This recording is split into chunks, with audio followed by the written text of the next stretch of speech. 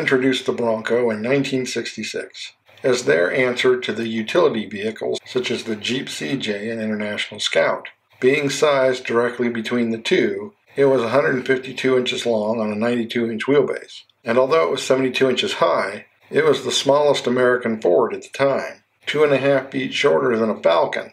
Initially offered with a similar 2.8-liter 170 cubic inch straight six with 105 horsepower, using a modified oil pan, air cleaner, fuel pump, and carburetor.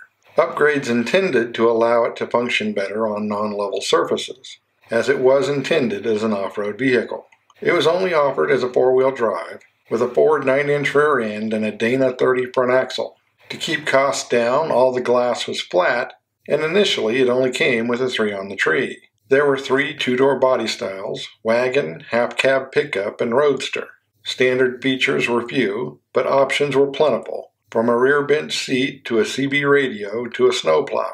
The initial base price was under $2,200, and within a few months, a 200 horsepower, 4.7-liter 289 V8 was added as an option. First-year sales would be just under $25,000, which is about as good as it got for the first generation. For 1967, the Sport dress-up package became available, adding chrome and full wheel covers.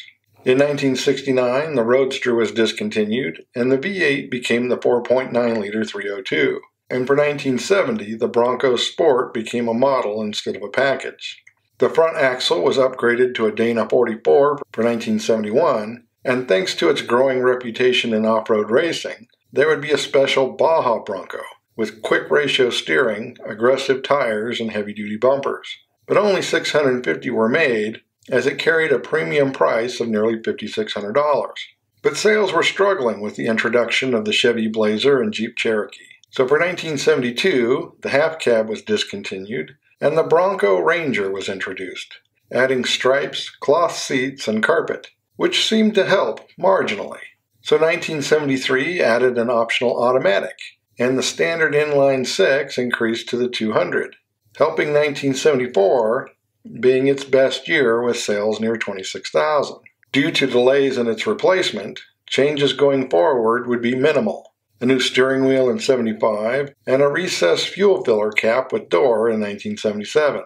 But the all-new Bronco finally arrived for 1978, more in line with its more successful competitors. Based entirely on the full-sized F100 pickup, it was on a foot longer wheelbase and was 28 inches longer, as well as 4 inches taller and more than 1,000 pounds heavier, but still a foot shorter than the regular cab short bed pickup. It was only offered as a half-cab hardtop wagon, but gained available features such as air conditioning and tilt steering, and was still only available as a four-wheel drive, with part-time standard and full-time as an option. It used either a 5.8-liter 351 or a 6.6-liter 400M truck V8, either with 156 horsepower, the larger version being torquier. Trim levels changed to match the pickup, from base custom to top-of-the-line Ranger XLT, visibly different with the base models having round headlights and top versions rectangular ones. Sales climbed to nearly 80,000, and although the round headlights went away for 1979, sales were over 100,000. But the delayed release meant that it was already being replaced for 1980. The styling was updated, and the hardtop was revised to make a better seal. Only the 351 carried over, now the top engine, with a base 4.9-liter 300 cubic inch straight 6, or the 4.9-liter 302 V8, marketed as a 5-liter. Front suspension became independent, and the frame was lightened more than 300 pounds, partly by punching holes in it, an old racer's trick, but one that was dropped after a couple of years for reasons of structural integrity. Sales dropped by more than half, but were still better than the earlier models. And production began in Australia for 1981, using a 4.1-liter 250 straight 6 or a 5.8-liter 351 Cleveland V8. Trim was slightly altered in 1982 when the blue oval replaced the block letters and the horse was removed from the fenders. With the introduction of the compact Ranger pickup in 1983, trim levels were renamed Base XL and XLT. But there would soon be a two-door wagon based on the Ranger as the Bronco II. It was 158 inches long on a 94-inch wheelbase, making it 18 inches shorter on a 14-inch shorter wheelbase than the Ranger. Unlike the Ranger, it was initially only offered in four-wheel drive, and with an 115 horsepower 2.8-liter V6. 1985 saw the first Eddie Bauer Designer Edition, with special trim for the more stylish outdoorsman, and the 302 gained fuel injection. The Bronco II got engine updates for 1986 to a 2.9-liter V6 with 140 horsepower, and an optional Mitsubishi 2.3-liter turbo diesel with 86 horsepower. The Big Bronco received a refresh for 1987, getting new styling and rear anti-lock brakes and a push-button four-wheel drive system. Around this time, Michigan company Centurion Vehicles started converting crew cab pickups into what was essentially a four-door Bronco with three-row seating, as the Centurion Classic. The Bronco II got a facelift with the Ranger in 1989, but the shorter small SUVs were starting to see criticism for rollover issues, and the Bronco II was one of the leaders amongst the complaints, so it was discontinued less than a year later.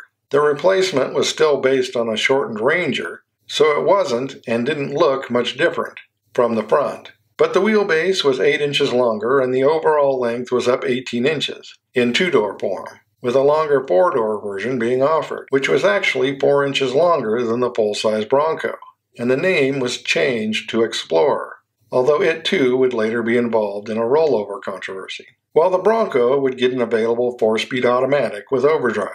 There would be two special editions for 1991, a silver anniversary edition that was red with gray interior, and a night edition that was all blacked out, and would carry over to the new model the next year. More of a refresh inside and out with improved aerodynamic styling that stretched the front 4 inches. Power features increased, including remote keyless entry and alarm. The success of the night edition would lead to the XLT Sport starting in 1993, adding red and white versions to the black monochrome look.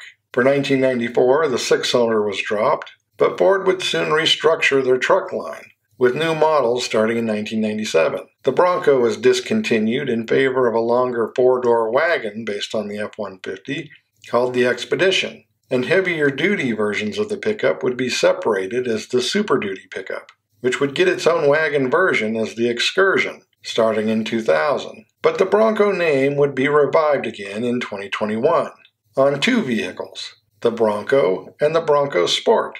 The Bronco used retro styling that was reminiscent of the original, and was available as a 175-inch long two-door on a 100-inch wheelbase, or as a 190-inch long four-door on a 116-inch wheelbase. Base engine became a 2.3-liter EcoBoost Turbo 4 with 300 horsepower, with an optional twin-turbo EcoBoost V6 with 330 horsepower, once again aimed at its original market. It featured easily removable doors and roof. Trim levels included the Big Bend, Black Diamond, Outer Banks, Badlands, Wild Track, and First Edition, each adding various features and typically distinct wheels. Options included high-performance off-road suspension, a terrain management system with adjustable GOAT modes, or goes over any terrain, and a Sasquatch package with a mild lift and 35-inch tires. The Bronco Sport became the smaller Bronco, and only offered as a four-door, 173 inches long on a 105-inch wheelbase. It shared some similar styling cues to the bigger Bronco, but was far less retro. Base engine being a 1.5-liter EcoBoost Inline 3 with 181 horsepower, and the option a 2-liter EcoBoost 4 with 245 horsepower. Also available with the GOAT system and similar trim packages of Big Bend, Outer Banks, Badlands, and the First Edition, which came with everything but Copilot 360 Assist Plus. The Bronco would get more packages for 2022 that included the Everglades edition that had graphics that doubled as a depth meter, and the Raptor with several upgrades including bigger 37-inch tires and a 3-liter EcoBoost with 418 horsepower. In the following year, the Bronco Sport would add the Heritage and Heritage Limited editions, adding features to the lesser packages. The two vehicles combined have consistently exceeded $200,000 in sales, still not dethroning Jeep from the top of the segment. But the Bronco has become the vehicle with the highest resale value. Only one of the reasons why it is the most successful Bronco yet. And as always, thanks for watching. Don't forget to comment below and like and subscribe.